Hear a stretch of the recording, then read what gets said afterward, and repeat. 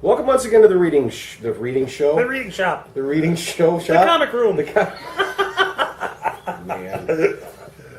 If you listen to the podcast, you know I routinely screw up the intro to that, too. This is the reading room, the companion YouTube show for the podcast called The Comic Shop, which I'll give you all the deets about that later at the end. So we're going to sit, Scott and myself, Hello. and talk about actual comic books for a few minutes. Yours are laid out. You want to go ahead? Sure. I should probably tell them that it's the 21st of May, 2017. There you go. We did take last week off for Mother's Day. Yes. Thank you for being patient. We are going to be back in the regular swing of things, we hope, here for the foreseeable future. All right. I don't know if the camera can actually see these, can they? I believe they are in the frame. Okay, well, this is The Age of Apocalypse in its compended version.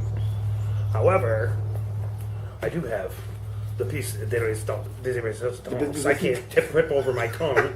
This is X-Men Omega. I don't know if there's a glare on that or not. But that's highly sought after and very valuable. I'll do the usual screenshots and plug them in. But I don't know if anybody has read The Age of Apocalypse. It's also a what-if type world where Legion kills Professor Xavier at an integral moment in time, and it spawns this new universe. And it's really great stories about characters that develop a little bit differently than they did in the regular universe. Nice. Very, very cool stuff. It's kind of, with all the new X stuff that's going on, the Dark Phoenix they're going to do, All that new stuff's the weird. Legion stuff that they're doing right now. So that's pretty cool. And these books are awfully. They're all like gold. this is gorgeous. Yeah, that's a X-Men high Omega gloss. is gorgeous, but these are just the compended editions are just I think I found that after the fact. The they dawn are of. gorgeous. I mean, just lovely. They all look like the golden ticket, you know? Yeah, there you go. There you go.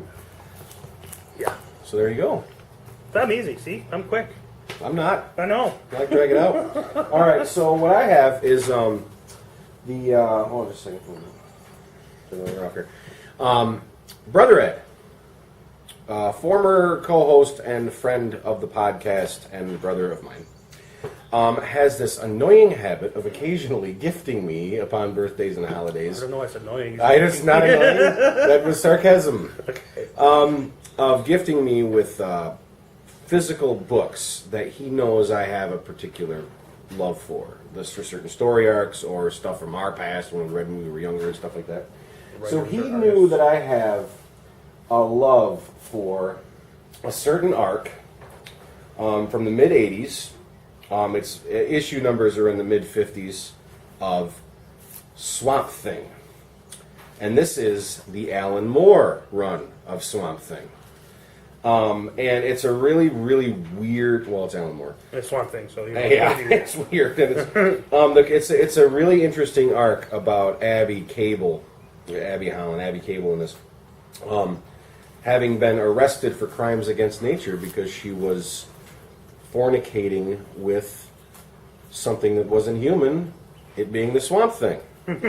And eventually, her crimes force her on the run, and she lands in Gotham, and she is caught in Gotham with other circumstances. I'm making a short story long here.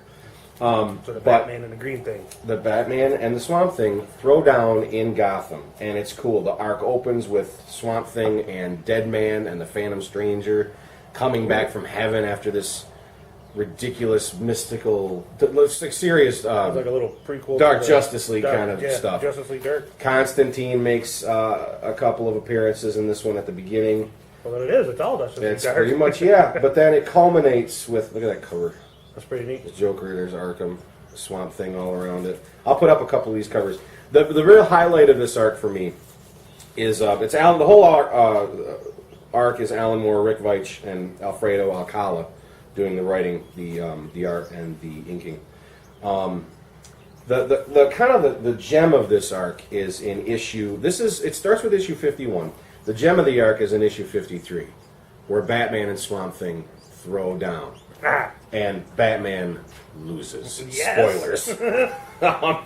Because he's up against the god. There are some crazy, Swamp Thing's a force of nature. crazy panels. There is some ridiculously gorgeous, like Swamp Thing minimalist dialogue in these books. I'll throw up some of the stuff, and one of the particular, it's a half splash And it's Swamp Thing makes himself into a creature the size of Godzilla made out of redwoods. Well, yeah. Yeah, this ain't Swamp Thing from those movies they made back in the 80s. This is Swamp Thing. This is the god of the green right here. So there you go. That's what I want to talk to you specific. Swamp Thing, mid-50s, released in about 86. Alan Moore doing the stories. Hat tip to brother Ed for providing me with those books.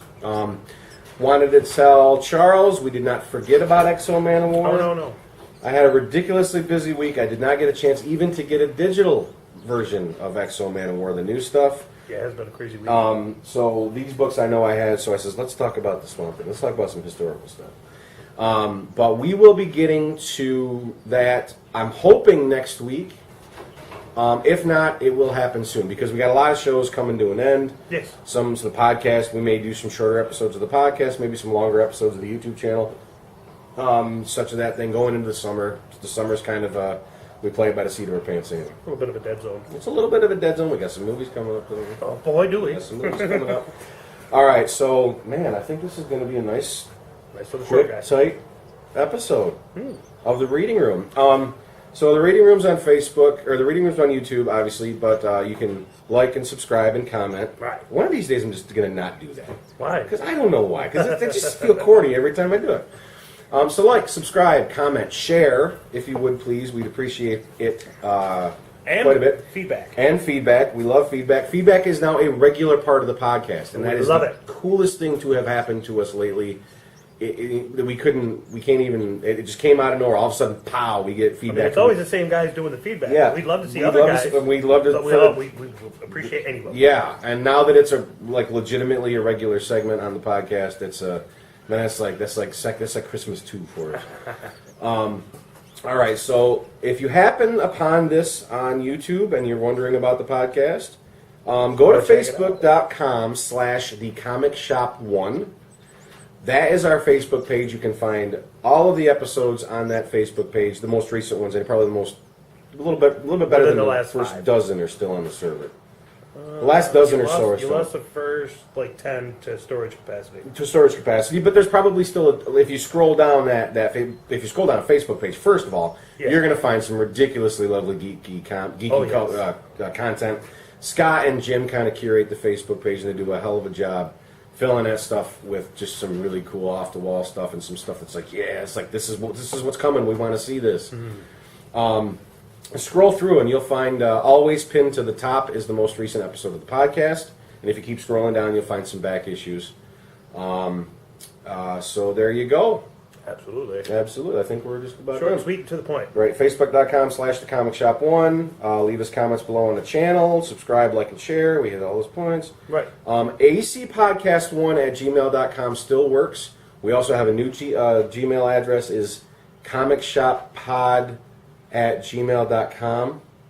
I never go there. I know I might be messing that up, but really the Facebook page for both the YouTube channel and for both this show and the podcast, the Facebook page is the easiest method to get a hold of us. We look at everything, we read everything, and we try to respond to everything that happens on there, at least a little bit. I mean, I might just like it, but then Jim or Scott are going to come in and chime in, and they're going to give their 2 cents. Usually. And it becomes a conversation about all the stuff that we know and love. All right, so there you go. This has been issue 4 of the Reading Room. Episode 4 of the Reading Room, and we're going to keep this up because Scott and I have about as much fun doing this as we have doing the podcast. So there you go. So, for May 21st, 2017, this is Scott. I am Eric. Thank you for joining us in the Reading Room, and we will see you again next week. Absolutely.